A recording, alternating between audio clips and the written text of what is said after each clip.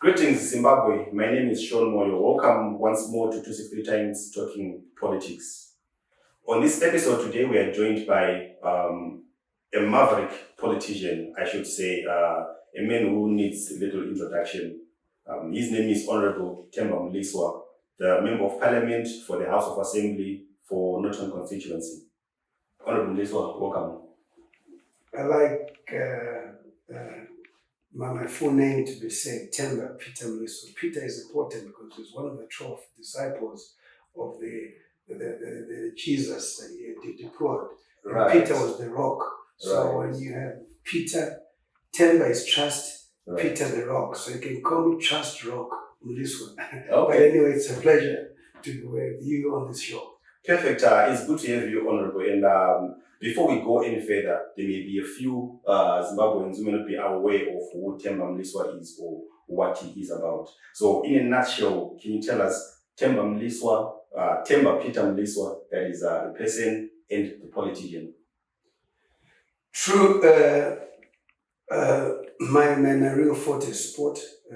My degree is in sports and fitness studies. Right. But of course, ventured into politics because I wanted to represent my generation. I believe that each generation must dictate its future. Right. And I'm also a farmer, I'm a businessman. I was involved in a tobacco company called Salt Licks for a very long time. When the land reform started, we saw it as an opportunity. Farming in Karoi, I'm from Shirugwi. I was born in Zambia and my parents went there during the liberation struggle. We all came back in 1990. And yes, I was Member of Parliament for Rumour West. I was Provincial Chairman for ZANU-PF, Central Committee member as well. And then I was expelled from ZANU-PF and I stood as an independent, not a constituency where I won 2016 by-elections. Then 2018 I also won as an independent in the general elections. So basically I'm the only Member of Parliament who has been an independent twice, not only back to back, and also I'm also the only Member of Parliament, an independent Member of Parliament in our Parliament. So no wonder why they call me Buru, because all the bulls have been a crow, but after a fight there must be one remaining and standing. Right. So you can call me Buru too. Right, interesting. You speak about being the only independent Member of Parliament, which you are currently. But how effective is an independent Member of Parliament, given that Parliament essentially wins on numbers? No, you're right.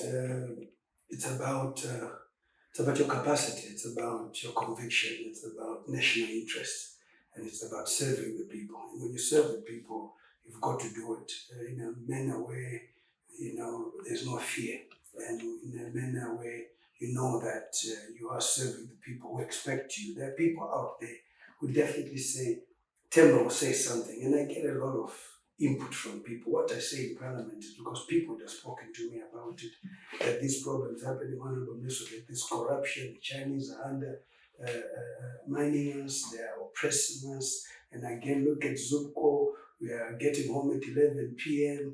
when the entire transport sector was open, we could get home at 5 p.m. It's affecting our families, our marriages and so forth. What can we do? The prices have gone up, look at the rate. Honorable Mliswa, can you please bring this up? Labour again, the laws, we seem not to be complying with them and all that. And I take note of that and I bring it up. There's nothing that I talk about in Parliament which does not come from the people. So we have a mandate. We take oath as members of Parliament to represent the people honestly and diligently, because we do three things as members of Parliament. One, oversight over the government, executive, many institutions, many levels of oversight. We also make the laws. We also do presentation, and presentation is based on representation, representing people totally, wholeheartedly, at national level, not at constituency level. We are not allowed to really bring up constituency issues in Parliament, but you can bring them together, like the government to say, we're going to build 5,000 hospitals and 3 are in Norton. So you want to say what has happened to the 5,000 hospitals government is going to build. For example, in Norton, they have not built any. Right. You cannot say where are the 3 hospitals in Norton. Right. It has to speak be in national from sense. a national point of view. Once you do that, I think we are able to address issues. The aspect of corruption in the country is rife and people have suffered as a result. And they look at somebody who will speak. You've got to understand that it's a very difficult job because you are fearless in your discharge of duty, but you're not protected too. But you believe that the good Lord, is with you because what you're doing is not for yourself. I've never asked why is Mliswa not getting money. I asked why are parliamentarians' remuneration not good? Why? It should be good because they have oversight. You cannot expect parliamentarians to be poor because they will never discharge their duties effectively. Even anybody else, civil servants again, their remuneration must be well to do. Government ministers are paid better than us. Judges are paid better than us. That's okay. But if we were not well remunerated, it is about the office, the tools of trade. So when I push for that, I'm not pushing for myself. I have a good life. I'm a farmer. I benefited. I have a good business. I'm one of those members of parliament who does not need the thing parliament salary. I don't even look at it. I use it for other things in the constituency and so forth. I run an office in Norton constituency which costs me 1,000 per month. I've got staff which cost me 1,000. My entire programs are close to 3,000 per month. I'm not paid that. Right now, if you look at our salaries, 75,000 RTGS divided by 400, we are less than 100, maybe getting to $150. Do people know that? And so forth. We don't have allowances. We don't have benefits for school fees for children. We have medical aid we pay for ourselves. We don't have accommodation. The cars that we talk about, in the way we talked about Land Cruisers, we talk about the durability of the car. If you look at one of our priests, Madueko, he comes from Binga. From his point in Binga, it's 1,211 to get to Harare. Going back, that's another. So your car is serviced at 5,000. So 2 trips to Parliament, that's it. You have to service it. So how much money are you spending? We have to pay for our own servicing of the cars. So the durability of the car is important to serve the community properly. Information centers, which we push for, are for the people that are not under Temba Mliswa. With the next MP, you have access to them. They must have computers. They must have Wi-Fi, so that those people. That's why we've got drug abuse escalating because young people have nowhere where they can go and do things which are productive. Those information centers are critical. Speaking of an independent member of parliament, right? Since you do not belong to a particular political party, first off, in terms of our political ambition, how far does an independent member go? Is it where it all ends? Because obviously it's difficult for you to become a minister being an independent. Because political parties have got a constituency of politicians to please. So how far in terms of going upward does an independent member go? Listen, to me, it depends with the leader of the country. We have to be inclusive. We are Zimbabweans at the end of the day, and we must shun this habit of saying, because this political party is in power, it must appoint its own people. Because the majority of the people who vote don't belong to political parties, they're independent. There's no political party that is ever one with its members. You must understand that. That those who are independent, who are wanting to see what this new government will do for us as per their manifesto. If they're pleased with it, they go with that. For example, look at South Africa. ANC membership is said to be about 1 million, but they get 18 million votes. Where is the rest coming from? ZANU-PF, what is the membership? Where is the rest coming from? Chamisa, if you look at the last election, his own MP is at 1.6.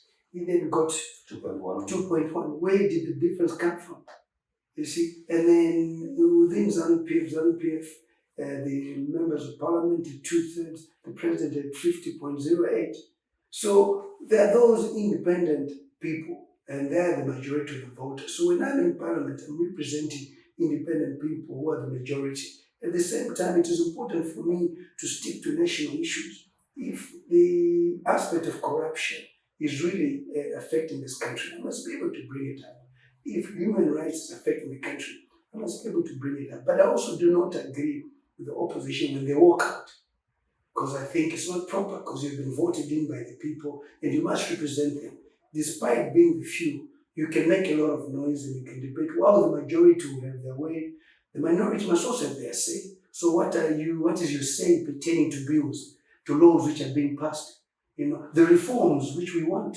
Because we talk about reforms, we talk about elections being rigged, but you're walking out of parliament. So who will then represent those reforms that we talk about? Who will represent the people? So I've been able to stand up and be able to really cover up on a lot of issues. That's why at times they say, oh, we move ZANU-PF. Listen, the ZANU-PF is doing well. Land reform is empowering people. Indigenization is empowering people. I cannot say no. The modalities we can argue, but the concept and the idea is noble. So I'm not that polarized at the end of the day, because when you belong to a party, I used to belong to ZANU-PF, so I understand that when I was in ZANU-PF, I would not allow anything to go against ZANU-PF because I was supporting the party. But Zimbabweans are very much into political parties. They're even, the church and God is undermined because the political parties, they think they're superior. And that's why we have the representation we have. People say that, look at parliament. It is foolish, stupid people. And then I say, okay, that's nice. So if we are foolish, what about the people who voted us? What are they? See, that's the question. Because parliament is a reflective of you, the people. Whether you vote or don't vote, it's reflective of you. We were not dropped there. We came from the people. You chose the people. So it's important moving forward to choose people with capacity. That's what I'm saying. The president must be able to choose a team Zimbabwe. A team Zimbabwe team, which he has the prerogative, he has the power to fire. But no political party, no one has the monopoly of fixing things. We all have to work together in the spirit of being Zimbabweans. No wonder why the Second Republic was loved by everybody. Everybody went for it because we believed we were opening a new page of inclusivity, where MDC was supposed to be part of the government. Others were supposed to be part of the government. And so already with the ambassadors, he's done it. He's appointed Honorable Priscilla May, Ms. Aina, to be an ambassador. Ambassador Maridadi as well. Right. They're not from the ruling party. So why doesn't he do the same in cabinet and so forth? Because the problem is that when they were under siege within ZANU-PF themselves, where they even expelled the president, he had to jump the border.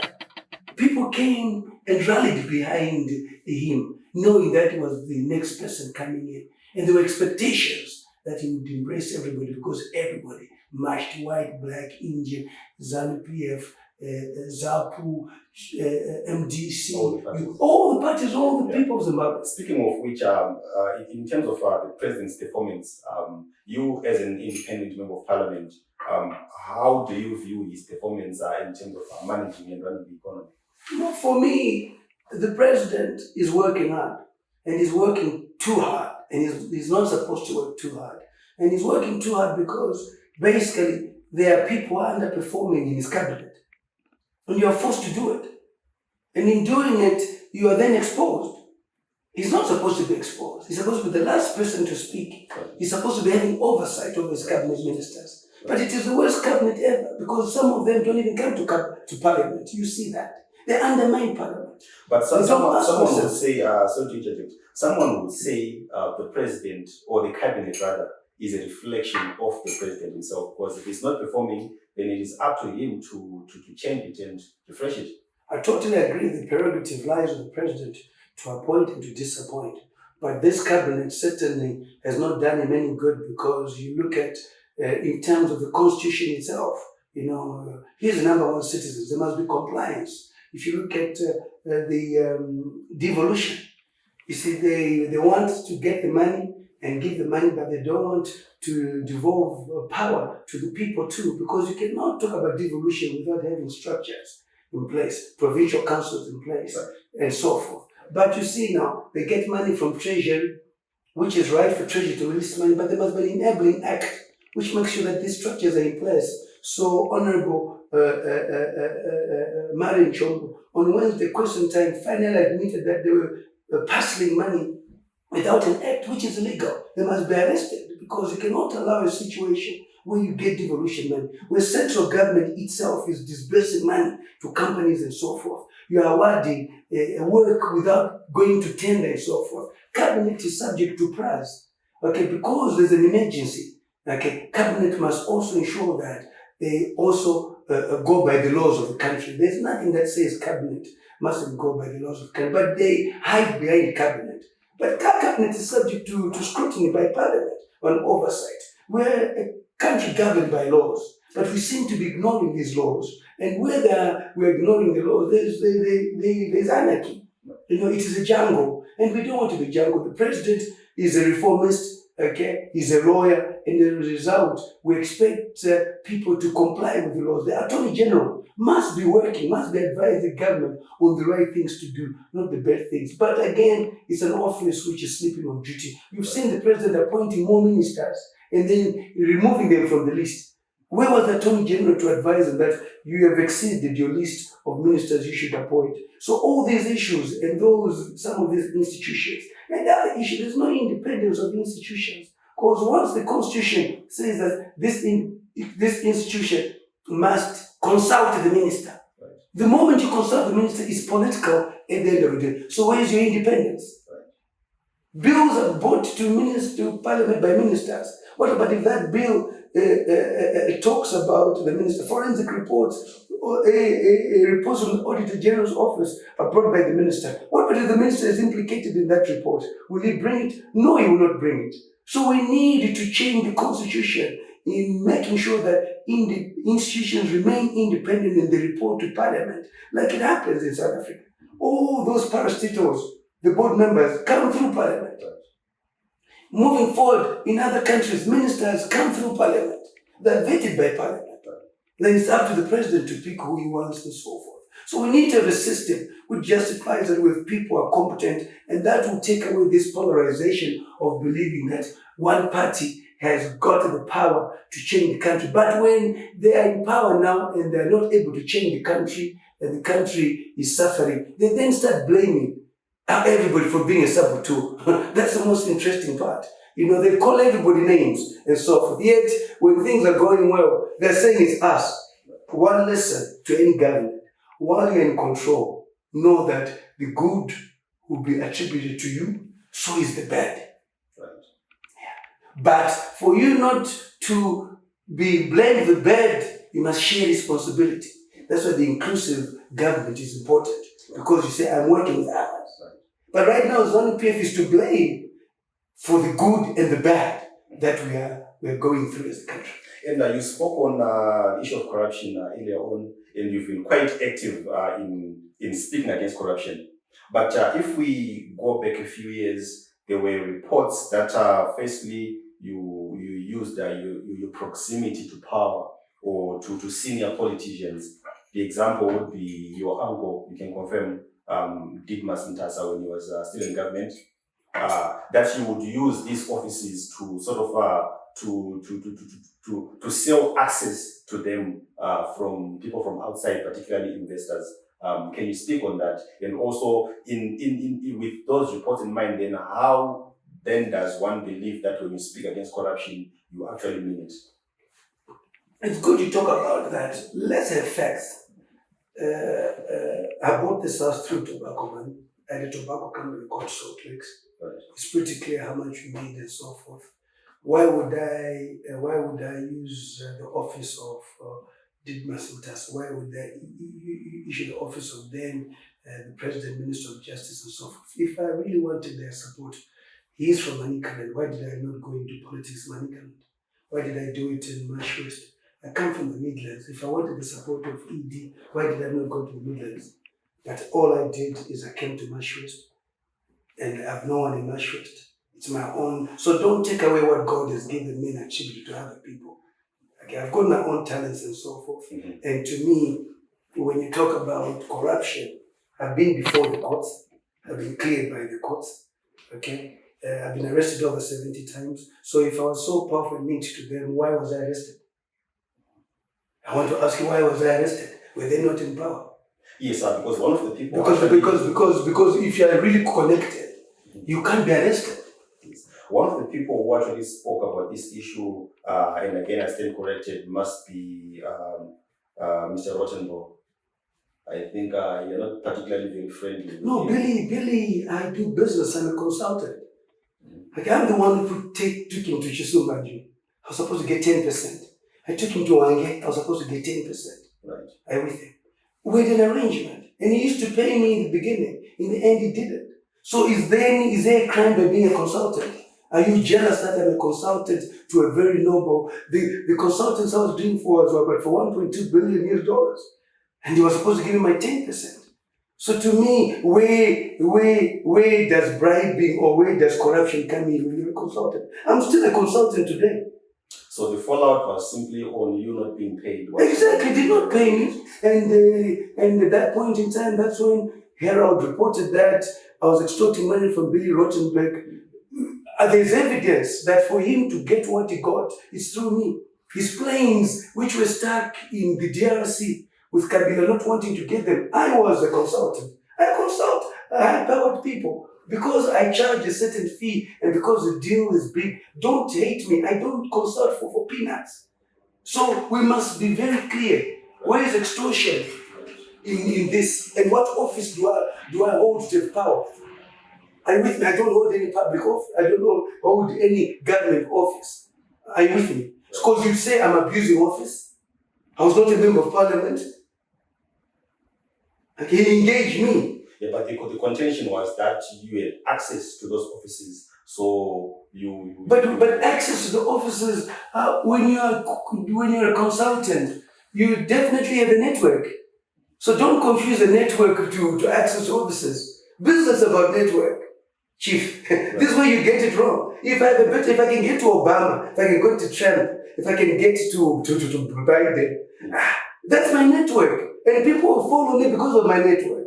If I can get to Cyril Ramaphosa, if I can get to ED, if I can get to any president, even in Ghana, that is network, even Nigeria. So people come to you because of your network, but you work hard to get your network. Right. If Obasanjo, Dangote, HH in Zambia, if I have access to them, and that's my own gift from God, and that's my network. So consulting is about network. Okay, you cannot go to a doctor who hasn't got good specialists. Right. Okay, you are sick, and there is a doctor, he wants to treat you, and he has got top specialists around the world, in Dubai, in South Africa.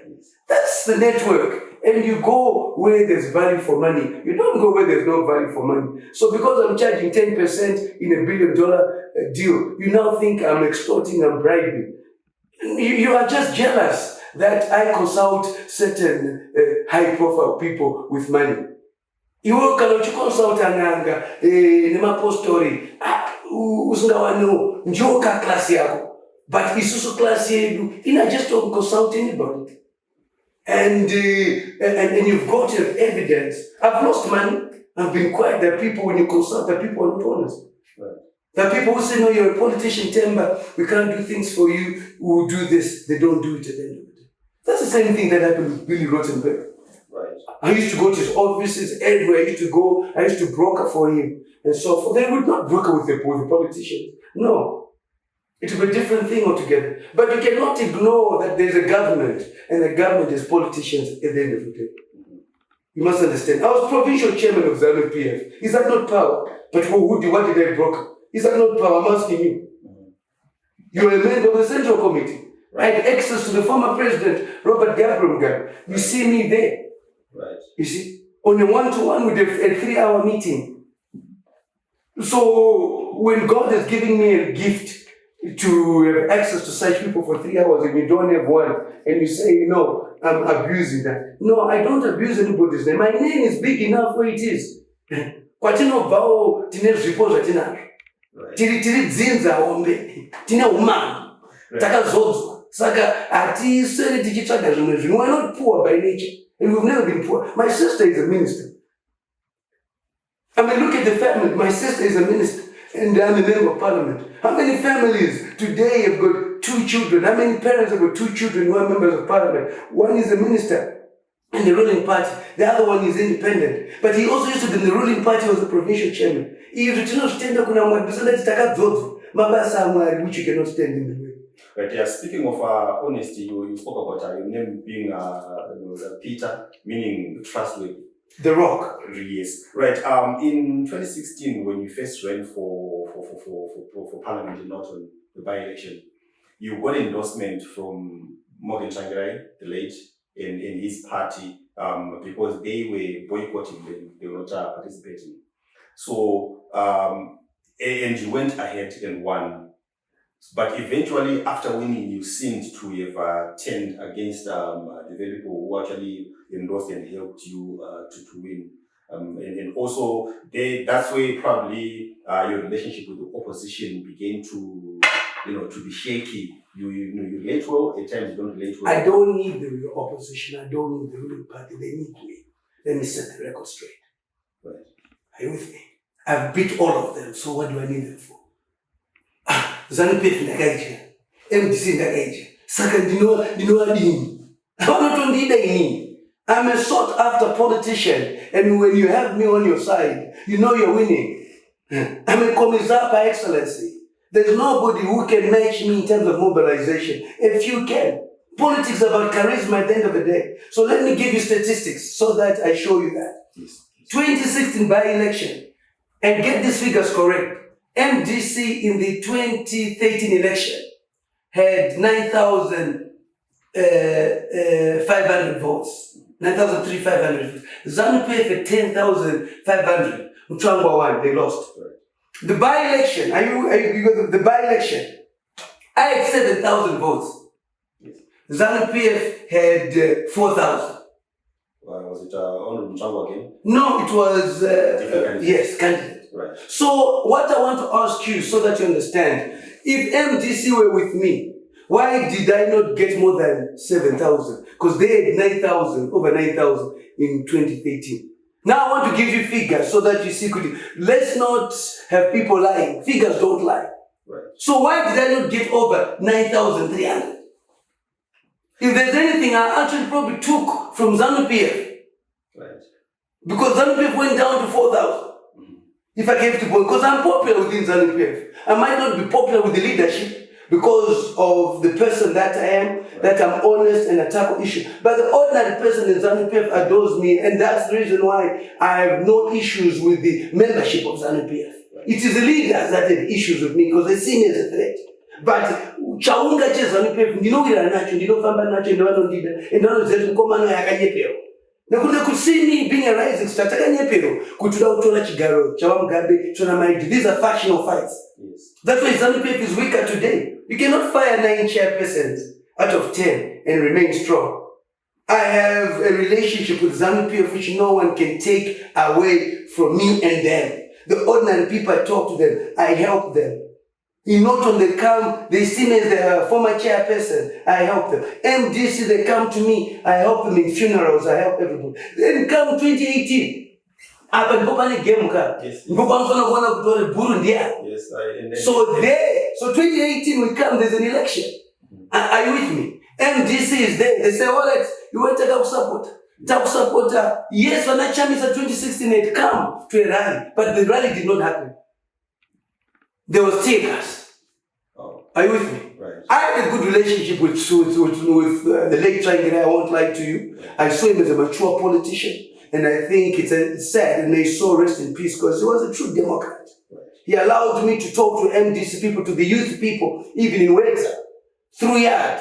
I went and spoke to them that you need young people who are not outside politics to be able to talk to others, so that the political aspect of the youth, we push the youth vote from 5% to 30% in 2018.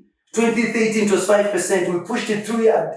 Okay? And now we're pushing it again. We work under the radar. We're not a political party. We don't have a constitution, but we believe in youth voting and participating. So come the election, MDC gets 7,000. Okay? Yes. ZANU-PF get 4,000 Mutangwa. Right. And I get nearly 17,000. Chita whatever. Yeah, that was the phone performance. No, but to me, Yes. to me, chita whatever. Right. Nekuti murikuti lakabetswa MDC. Are you with me? Yes. My results are. That's why when I went to the election, ndakataura kuti aiwa, The people who helped me in this election in Dubai, they're the ones who worked with me.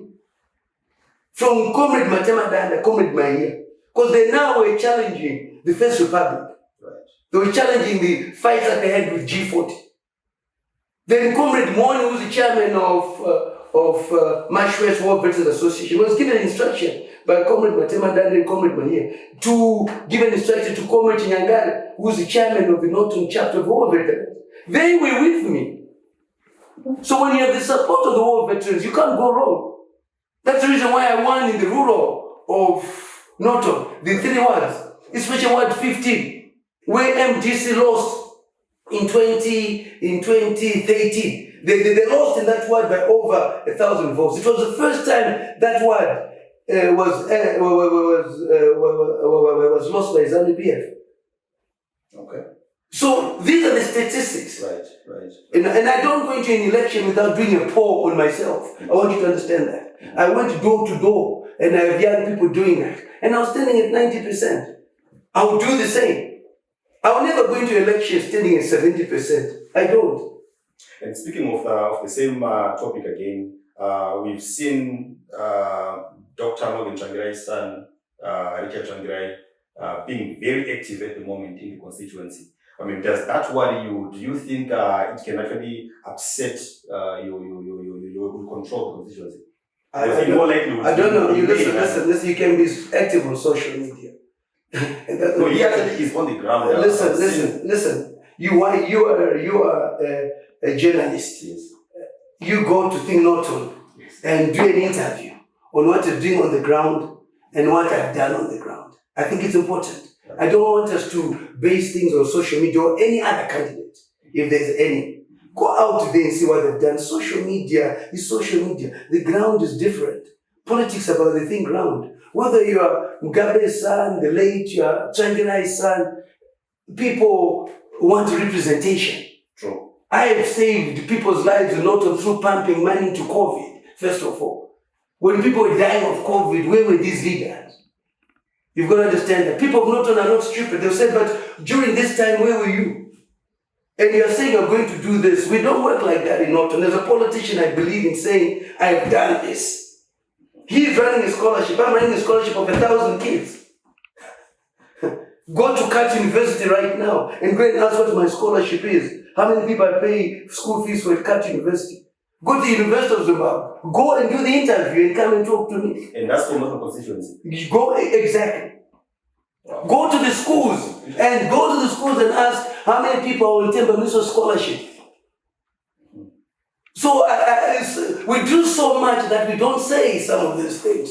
Because when you work wholeheartedly for the people, you don't have to say everything you do. Right. How many people do we help with funerals? How many people do we help with medication? With going to hospital to see doctors? We've built boreholes for the disabled. We give charities. How many boreholes have we done? Roads, assistance. Right now, the COVID program, which was going around, people being injected. It was my car, my resources. This Land Cruiser that you see, and the combi. We're going with the nurses. I was providing that service.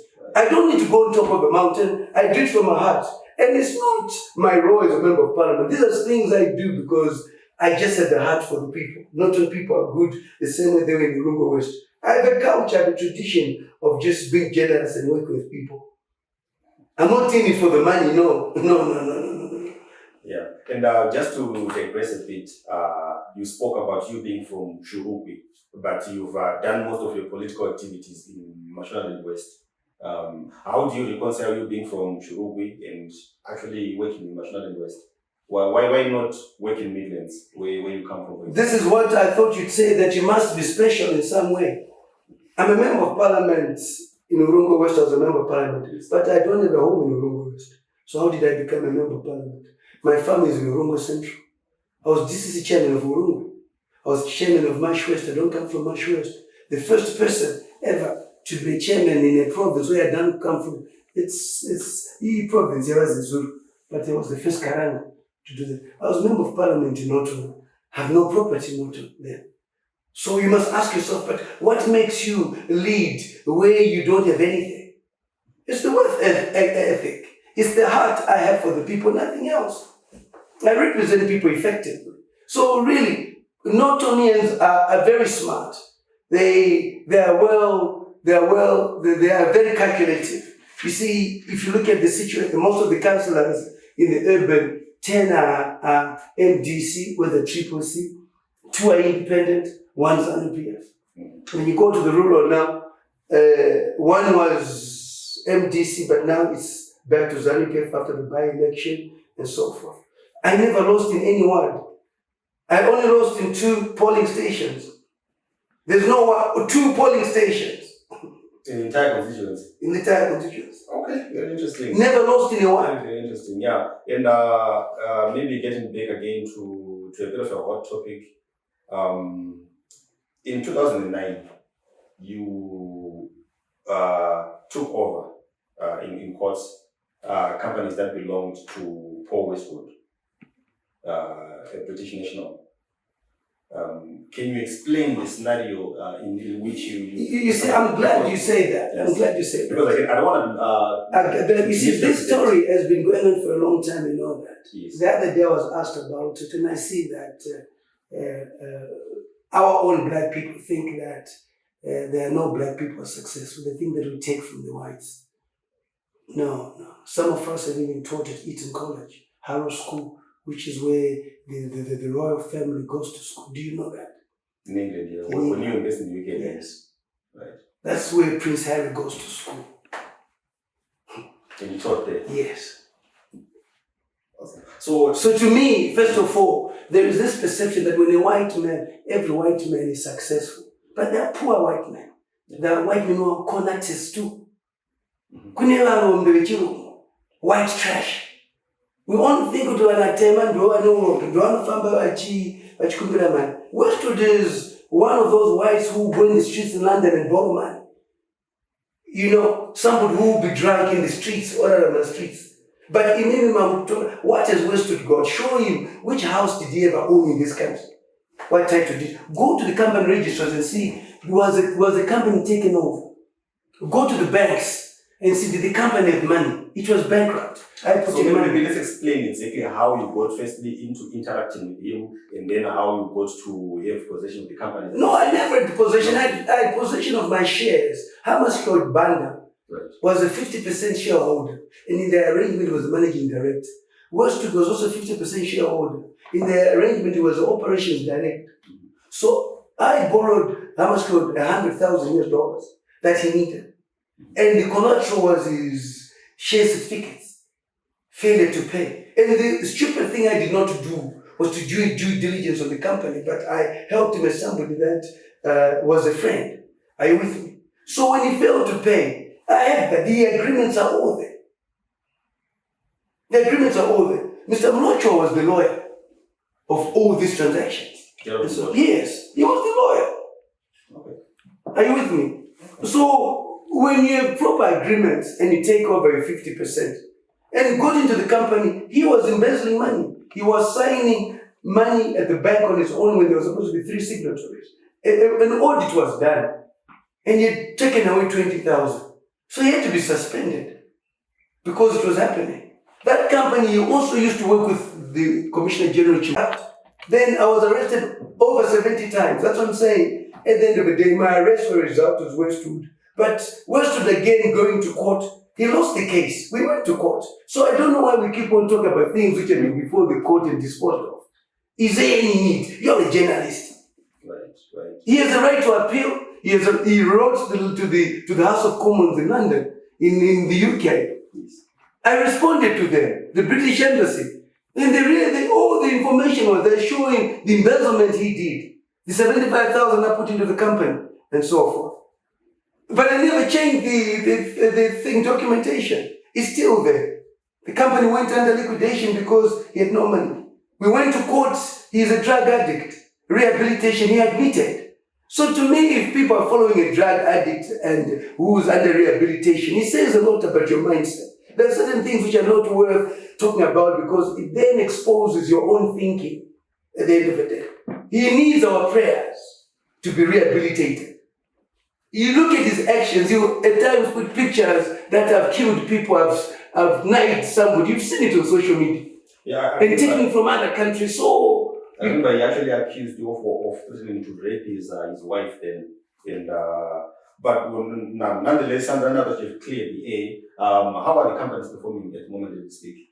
which ones? Now, the ones you were supposedly. No, you went under liquidation. I'm owed money. I pumped in 75,000 years. There's no money. Weston has nothing.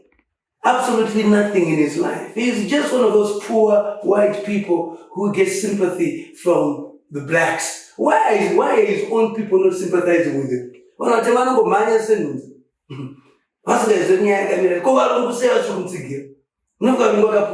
He is white trash amongst the whites. They know who is white trash. Irombe paru. But imana temamaku susukidza rombwere chirungu. You always think kuti hapana natemane mali. Nobody munotema wesaripuwa. Mulungu akatanda tolerate makubelieve izvozvo makumanya nazvo. Iyo irombe rechirungu. And ndikuona natema akawanda achiteedzera rombe rechirungu amene kuti zvinenge zvichireva. There's white trash. Right, interesting. And getting back to Parliament, you spoke earlier about reforms. In terms of the numbers that the opposition has, maybe we can include you as an independent as well. How likely are they able to push for electoral reform? It's not about the numbers, it's about the debate. Right. It's about the quality of the debate. Mm-hmm. And they've got seasoned legislators, they've got capacity. I've always said, I think they sit on about 16 lawyers. In Zambia, they've got 4 to 5. Why don't that capacity and that legal prowess of the lawyers debate? They've got phenomenal lawyers. The BTs of this world, the job seekers of this world, the Bellas of this world, Pulus of this world. The list is endless. Mavunga, it's endless. Yeah, but it's endless. And then they can tear apart any bill. And that's what they must be doing. Let it go, because let it be passed because the majority have their way. But let the minority have their say by making sure that they debate factually. And it must be on the records. People can say, yes, the bill was passed because they don't have the numbers, but they contributed to the debate. Right, we'll take a short break. We'll come back just now. Right. Greetings once again, Zimbabwe, and welcome back to the show. Today we speak to Honorable Temba Mliswa, the Member of Parliament for Norton constituency. Honorable Temba, welcome back. And in this episode, we want to delve also into your personal life a bit. You're actually a very enterprising person. People have different viewpoints of who Temba Mliswa is socially. Some know you as a sports person, and some have seen you actually displaying your physical capabilities when you had a disagreement. Some call me the father of all nations. Yes. Speaking of which, the last time I checked, you had 18 children. And that's before Susan Mutami came through also saying you had more children about 18. No, I had 19 before Susan. You had 19 before Susan. And I was hoping to have 21 with the twins, but now it's in doubt. They talk about there's one. So I'm looking for the other cub. As a lion, I want to see the other cub. Where is it? And and so forth. So, yeah, when you're told they're twins, and I was counting 21, now there's one, there's uncertainty. You also doubt, is the other one yours? That's the reason why, we have to go for DNAs and see that, because, twins would have been the first set of twins in my family, my clan. So it was a welcome move, but again, there are doubts that from twins there's one now, and that one, is it mine? You've got to understand that I never want to ever make any child suffer. Kids are kids, they're innocent, and we must take responsibility of them. They're great. I love kids, and I've never denied that these are not my kids. Right. But I've also said that they're subject to DNA.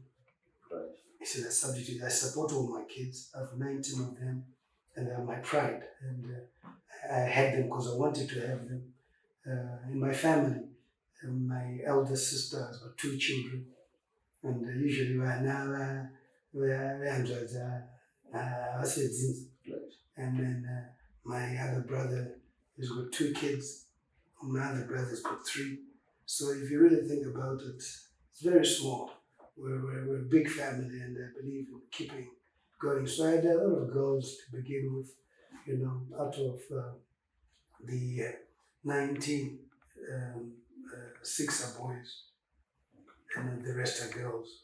Okay, that's an entire 19 kids Yeah. for 1 man. They're beautiful, intelligent, and pleasure, and so I remember that. So they are well taken care of, all of them. So I've never been seen wanting in terms of the kids.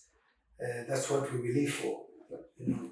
That's the reason why I was really heartbroken when Neville Trump lost his daughter.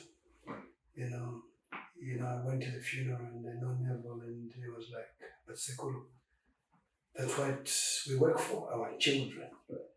And when they're not there, what do we work for? So to me, it's important to understand that that's what we work for, that's what we live for. Our children, and they're well taken care of. My family will help, where they must come in and help. But we've never had cries at all. We've never been in a situation where there's someone wanting the best education, and I have a family which is supportive. We're very united. So we guard jealously against our blood and against our own. That's the reason why, I was determined, and I'm determined to know if there were twins, what happened to the other one. Unless she comes out and says I was joking, but there were scans which she sent me of twins.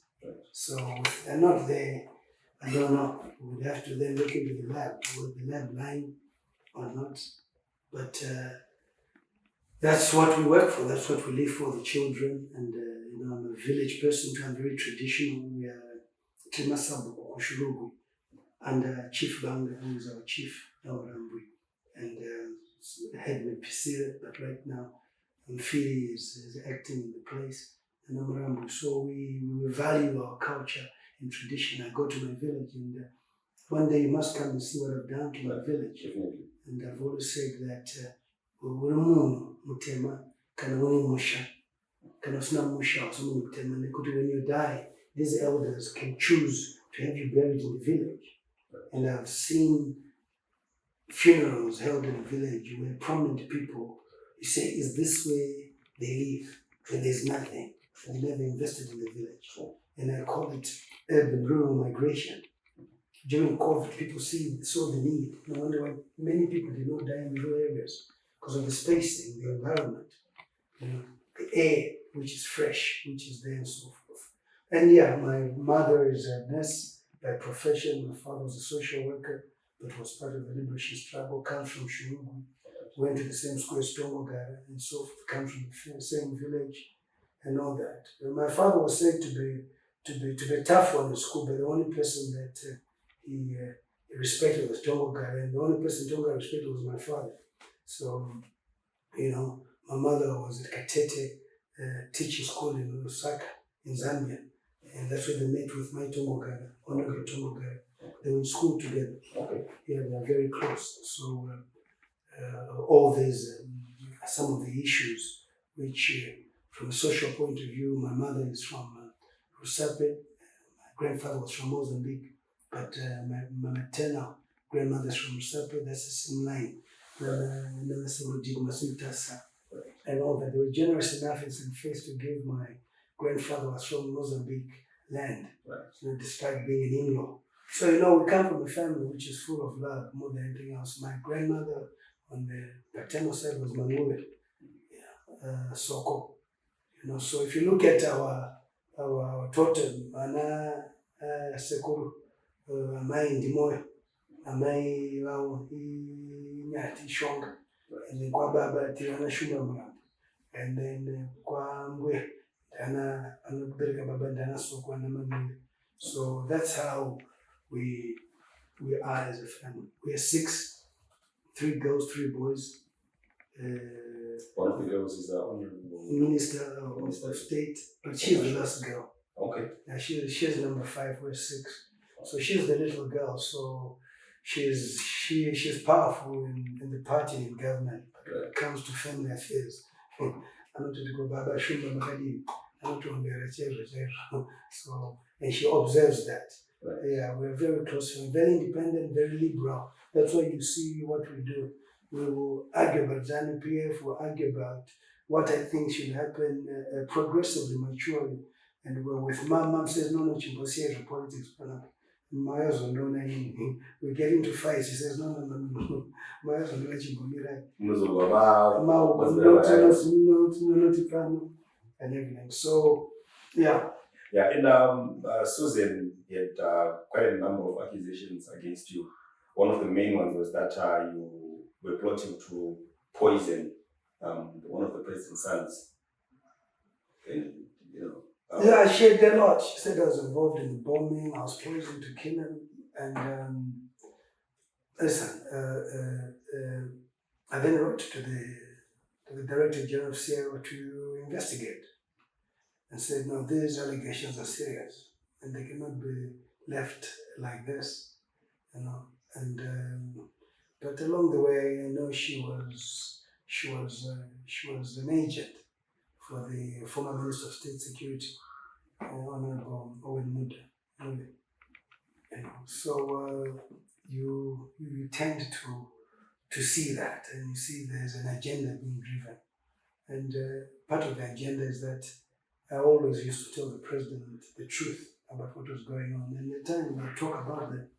So they saw me as an enemy, yet I've always said that when you've worked for something, I worked hard for the Second Republic, more than most people. I risked going to Botswana SADC meeting in the EU, I'd gone. Just that we did not work to be given positions, we worked for the president to be in power so that this country could be better. So we don't look for positions. I'm never disappointed for not having a position and everything. So there's a cartel of people who will be dishonest. So when you break it, you then create enemies. And then Susan was informative for me. While people thought I was probably naive, I went for her. But there's more that I got from her that I wanted. When somebody tells you that these two don't like you, they're your enemies, then you are eager to understand that at times you do certain things to actually benefit from that. So I have absolutely no issues. And then, of course, you in the media with Elias Mambo, again, says a lot which never happened. I go to the police to report. They're cleared by CIO. So you wonder that when journalists write false information, I took it to the police, they were clear because, and then some of this, and you could see that it's a publication which was sponsored by the Ministry of State Security. So when the media now and you guys that we know have political agendas you pursue through your publications, it becomes sad because you are then not balanced. You are driving a certain agenda. And there are many political actors in the media. You should come out and say, yes, I belong. There's nothing wrong with you saying, I belong to this party, I support it, but I can be professional. Right. And then when you're the party, you do party work. Are you with me? And I implore every journalist to be open with their party affiliation so that we know, but also be professional when you're then doing your stuff. That's what is important. And because, yes, you do, but don't hide yourself. But at the end of the day, we see you as a true chameleon at some point. Right. And you, again, the lady really went hard at you. She also had allegations about your sexual preference.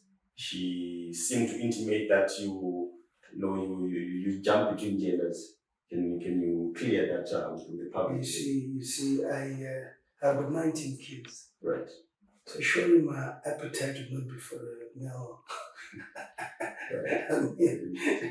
I've never known of a male who gives kids and so forth.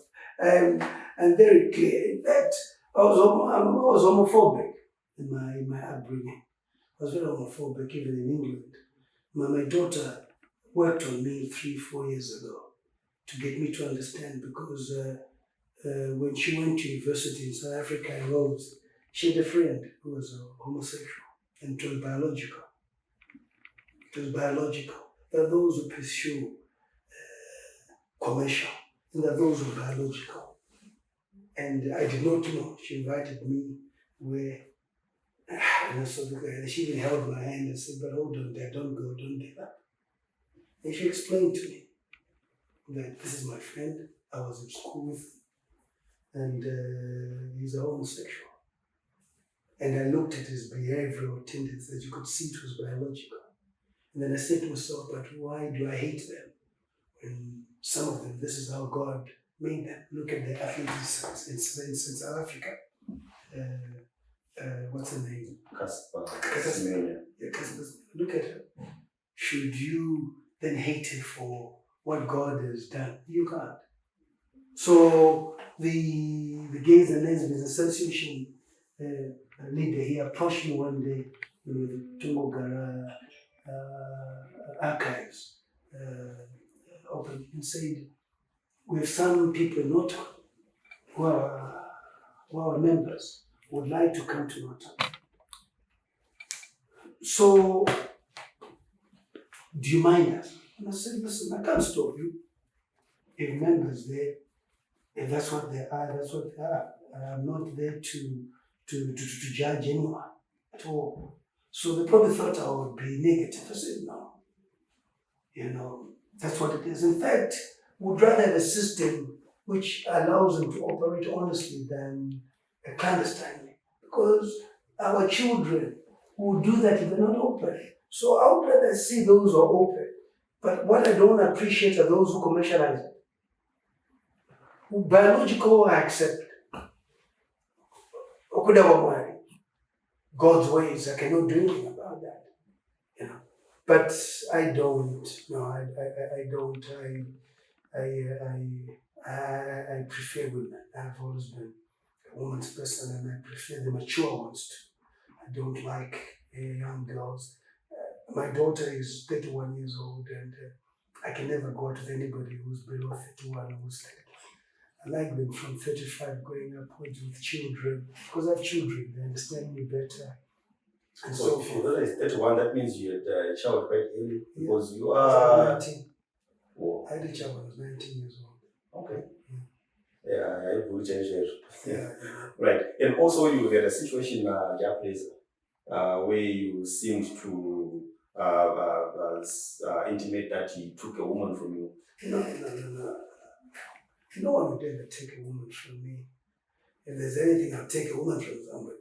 I don't take people's women. There's so many beautiful women out there who are single mothers, who are great, who are mature, and so forth. The ratio of men to women is silly if we want to talk anybody's woman. But Jeff is through information which I got, people send me information, has a tendency to interfere with people's wives and marriages. And it was something which I was more or less guiding him on, that you must stop this.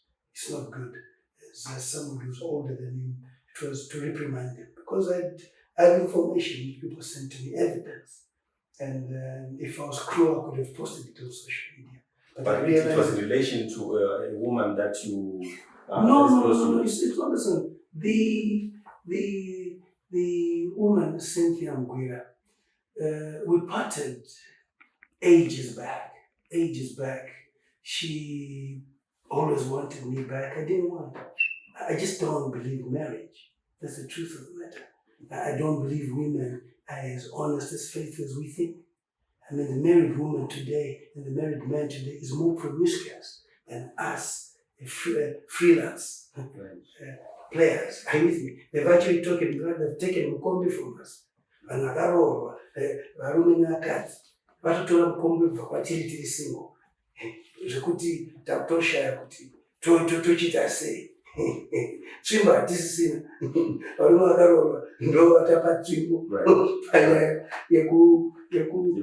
yes, and women are the same. So to me, I look at my mother, and if I'm to marry, I must look at a woman who's like my mother. Any man wants to marry a woman near his mother, and I'm not one who wants to be in a marriage and be dishonest. I like that I'm in parliament at 12 midnight, I can't do that. So I like an honest life, a peaceful life.